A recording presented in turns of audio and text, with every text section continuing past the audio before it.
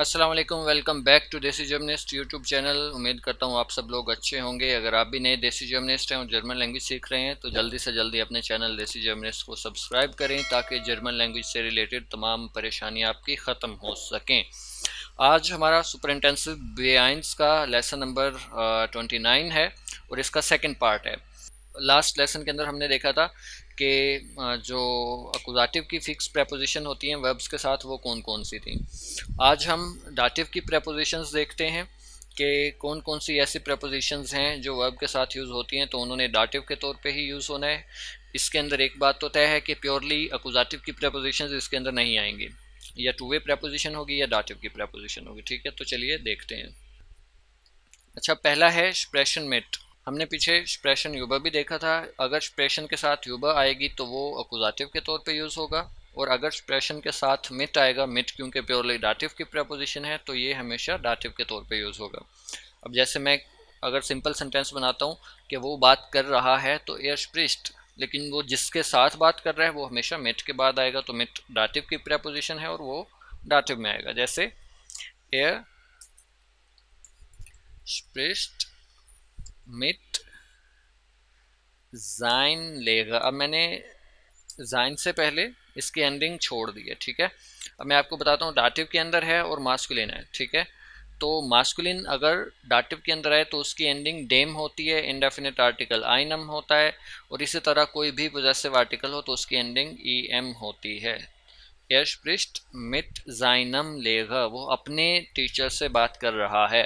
अपना की ट्रांसलेशन हमेशा हमने नोमिनेटिव का पोजेसिव आर्टिकल यूज़ करना है, तो नोमिनेटिव एयर है, वो अगर अपने टीचर से बात कर रहा है तो जाइन हम यूज़ करेंगे। एयर का जो पोजेसिव आर्टिकल है वो जाइन होता है। या वो सिर्फ टीचर से बात कर रहा है तो एयर स्प्रिस्ट मिट डेम लेगर। ठीक है, अब उसके बाद है टाइलनेमन अन, यानी कि पार्टिसिपेट करना, किसी चीज़ के अंदर हिस्सा लेना। अब अगर हम पूछते हैं कि क्या तुम कंपटीशन में हिस्सा ले रहे हो, तो ये हो जाएगा निम्स्ट डू अन अनडेम वेट बेवर्ब। वेट बेवर्ब हम कहते हैं कंपटीशन को। ठीक है, डेयर वेट बेवर्ब होता है, तो नेम्स टू अनडेम वेट बेवर्ब ट्रायल, क्या तुम पार्टिसिपेट कर रहे हो। इसके अंदर मैं हाईलाइट कर देता हूँ, यहाँ पे प्रेपोजिशन फिक्स जो है मिट यूज़ हुई थी, और यहाँ पे प्रेपोजिशन जो है ट्रायल नेमन के साथ अन यूज़ हुआ है। हमने पीछे अन काफ़ी के साथ देखा था, काफ़ी वर्ब्स के साथ।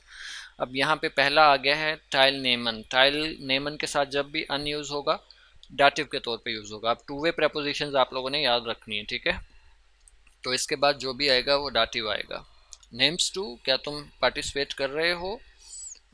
अनडेम, अब अन हमने प्रेपोजिशन फिक्स यूज़ की, डेम वेट बेवर्ब टाइल, कि क्या तुम पार्टिसिपेट कर रहे हो कंपटीशन में या हिस्सा ले रहे हो। अब उसके बाद है ट्रोयमन फोन, यानी कि ख्वाब देखना। जैसे मैं कह देता हूँ कि मैं एक नई गाड़ी का ख्वाब देख रहा हूँ। इश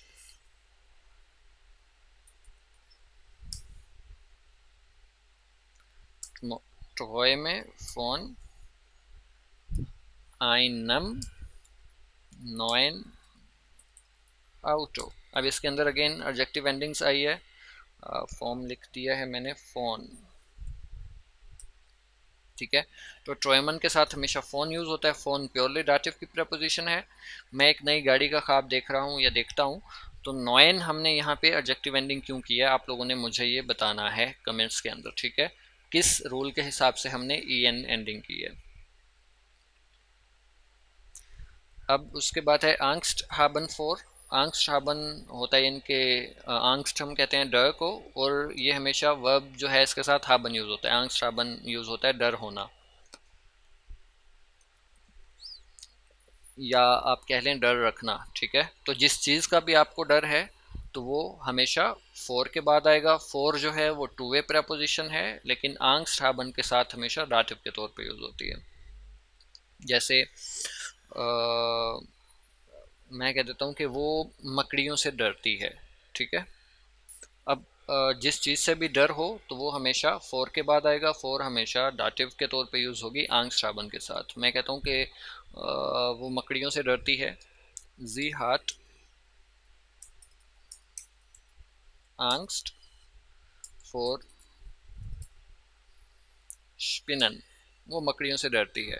प्लूरल फॉर्म है ये, और इसके साथ आप अगर आर्टिकल लगाना चाहें डेफिनेट तो वो डेयर आएगा, क्योंकि फोर जो है यहाँ पे डाटिव के तौर पे यूज़ होती है आंख श्रावण के साथ। तो इसके बाद अगर डेफिनेट आर्टिकल आप लगाएंगे तो फोर डेयर स्पिनन, ठीक है। ये क्योंकि डाटिव के तौर पे यूज़ होता है फोर, अगर आपने इसका आर्टिकल लगाना है तो डेन लगाना है हमने, फोर डेन स्पिनन हो जाएगा। डाटिव के अंदर प्लूरल जो होता है वो डेन होता है, अगर नहीं लगाएं तो भी ये इस तरह भी यूज़ होता है, ठीक है।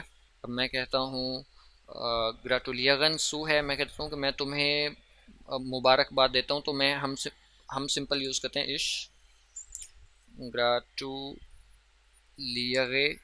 डियर। अब क्योंकि ये डाटिव का वर्ब है ग्राटुलियगन, तो इसके फ़ौरन बाद डाटिव आएगा। मैं तुम्हें मुबारकबाद देता हूँ, जिस चीज़ की मुबारकबाद दे रहे हैं आप वो सू के बाद आएगा। सू फिक्स प्रेपोजिशन है और ये भी प्योरली डाटिव की प्रेपोजिशन है। टू सू डेम गेबोस्टाग, ठीक है। और सू डेम को हम शॉर्ट में क्या लिख सकते हैं, सुम गेबोस्टाग। तो जो सू है वो प्योरली है ही डाटिव की प्रेपोजिशन, तो ग्राटुलियगन के साथ हमेशा सू यूज़ होती है। जिस चीज़ की भी आप मुबारकबाद देते हैं वो हमेशा सू के बाद आएगा। अब है जिश बेशेफ्टिगन मेट। अगर मैं कहूँ कि I am busy with the project, मैं प्रोजेक्ट के साथ बिज़ी हूँ। बेशेफ्टिगन होता है बिज़ी होना, ठीक है। मिट, जिस चीज़ के साथ भी आप बिज़ी हैं या जिस चीज़ में बिज़ी हैं, जिस काम में बिज़ी हैं, हमेशा वो मिट आएगा बेशेफ्टिगन के साथ फिक्स प्रेपोजिशन के तौर पे। तो इश बेशेफ्टिगे मिश मिट डेम प्रोजेक्ट, ठीक है। ये मिट प्रोजेक्ट बोल सकते हैं आप। तो मिट जो है प्योरली डाटिव है, तो डस प्रोजेक्ट होता है, तो उसके साथ हमेशा डेम प्रोजेक्ट। उसके बाद है जुखन्नाख, यानी कि किसी भी चीज़ की अगर हम सर्च करते हैं, जैसे मैं कहता हूँ इस जुख I am searching, searching for होता है ना किसी चीज़ की तलाश करना, तो यहाँ पे जुखन फ्योर हम यूज़ नहीं करेंगे। जुखन के साथ हमेशा फिक्स प्रेपोजिशन नाख यूज़ होती है, और ये भी प्योरली डाटिव की प्रेपोजिशन है। अब मैं कहता हूँ कि मैं नहीं, अबू अपनी चाबियाँ ढूंढ रहे हैं, तो their father sucht nach seinen Schlüsseln, ठीक है। अब यहाँ पे हमने ज़ाइनन क्यों लगाया, या हम सिंपल अगर बोल दें कि वो अबू चाबियाँ ढूंढ रहे हैं, तो डेन श्लूसन, हम डेन श्लूसन क्यों लगाएंगे, क्योंकि प्लूरल है, प्लूरल डाटिव के अंदर डेन होता है, ठीक है। तो हमने इससे पहले नाख यूज़ करना है, क्योंकि नाव डाटिव की प्रेपोजिशन है। अब जैसे है हेल्फन बाय, अब हेल्फन तो होता है मदद करना, जैसे मैं कह देता हूँ कि मैं अम्मी की मदद करता हूँ, ठीक है। इश हेल्फे देयर मुटर या माइनर मुटर। अब जिस चीज़ में आप मदद करते हैं वो बाय के बाद आएगा, बाय देयर आर्बाइट, मैं काम में अम्मी की मदद करता हूँ, तो हेल्फन के साथ हमेशा बाय आएगा। बाय डाटिव की प्रेपोजिशन है प्योरली, तो इसके बाद जो भी आएगा डाटिव आएगा। अब आगे है फागन मिट, जिस चीज़ के साथ भी आप ट्रैवल करेंगे वो हमेशा मिट के बाद आएगा। जैसे मैं कह देता हूँ कि we Faggan mid dam soup, हम ट्रेन से ट्रैवल कर रहे हैं, तो फागन के साथ भी हमेशा फिक्स प्रेपोजिशन मिट है, तो जिसके साथ भी आप ट्रैवल करें वो हमेशा मिट के साथ आएगी। उसके बाद है जिश एरकुंडिगन नाख, एरकुंडिगन होता है टू एक्सप्लोर, जिश उसके बाद है जिश एरकुंडिगन नाख, एरकुंडिगन नाख का मतलब होता है टू इंक्वायर अबाउट, किसी चीज़ के बारे में इंक्वायरी करना, पूछना, ठीक है। जैसे मैं कह देता हूँ कि वो सब रास्ते के बारे में पूछ रहे हैं, या वो रास्ते के बारे में पूछ रहे हैं, तो जी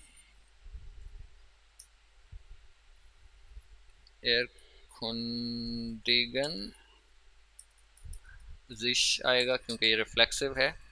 नाख डेम वेग, डेयर वेग होता है, तो नाख जो है डाटिव की प्रपोजिशन है तो इसके बाद जो भी आएगा हमेशा डाटिव में आएगा, ठीक है। बेस्टेन हाउस जो होता है ये होता है मुश्तमिल होना या फिर यानी कि कंसिस्ट। अब नेक्स्ट है बेस्टेन हाउस, इसका मतलब होता है कंसिस्ट होना या फिर मुश्तमिल होना। तो मैं कह देता हूँ कि जैसे बुक 3 चैप्टर्स पे मुश्तमिल है, दस बुक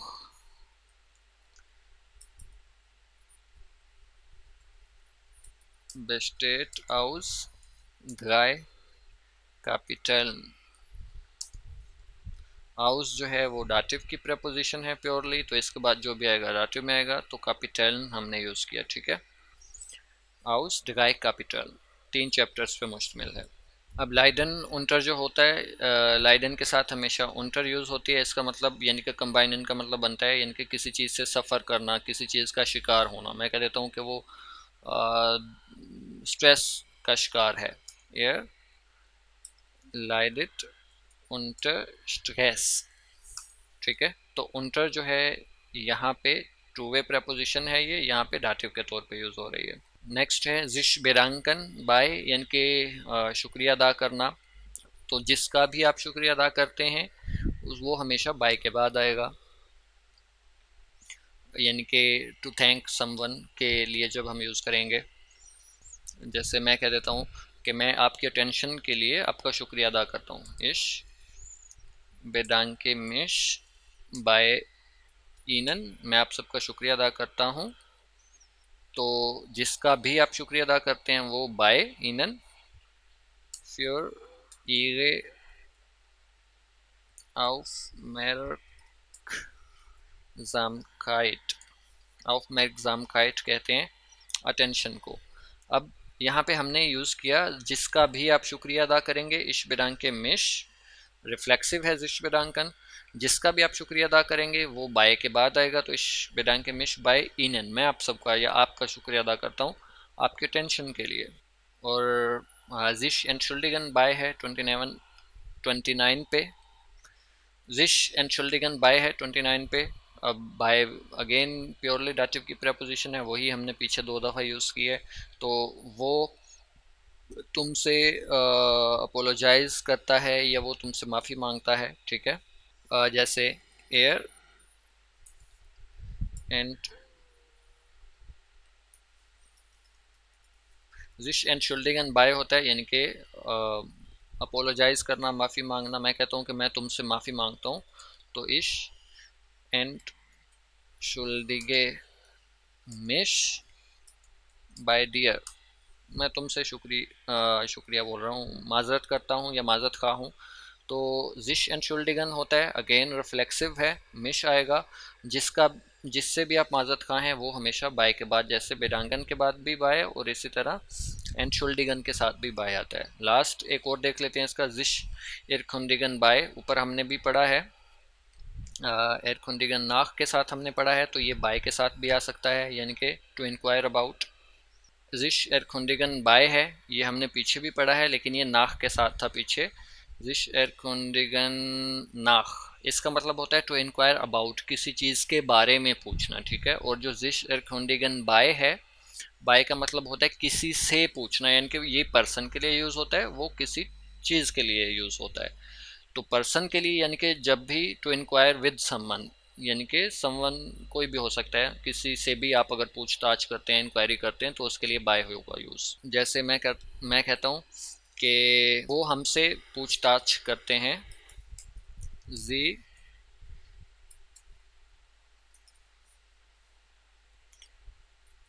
एरखुंडिगन जिश बायोन्स, वो हमसे इंक्वायरी करते हैं या कर रहे हैं, या हमसे पूछताछ करते हैं या कर रहे हैं, ठीक है।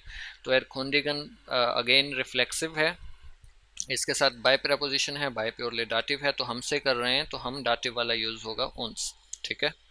तो ये हमारे जो हैं हमने कुछ एग्जांपल्स अकुजाटिव के वर्ब्स विद फिक्स प्रेपोजिशंस देखी और फिर कुछ डाटिव की वर्ब्स विद फिक्स प्रेपोजिशन देखी।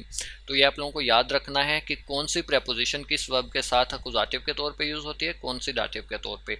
अकुजाटिव वाली प्योरली अकुजाटिव ही यूज़ होंगी, जाहिर सी बात है। डाटिव की जो प्योरली हैं वो डाटिव के लिए ही यूज़ होंगी, लेकिन मसला कहाँ आता है, टू वे प्रेपोजिशंस।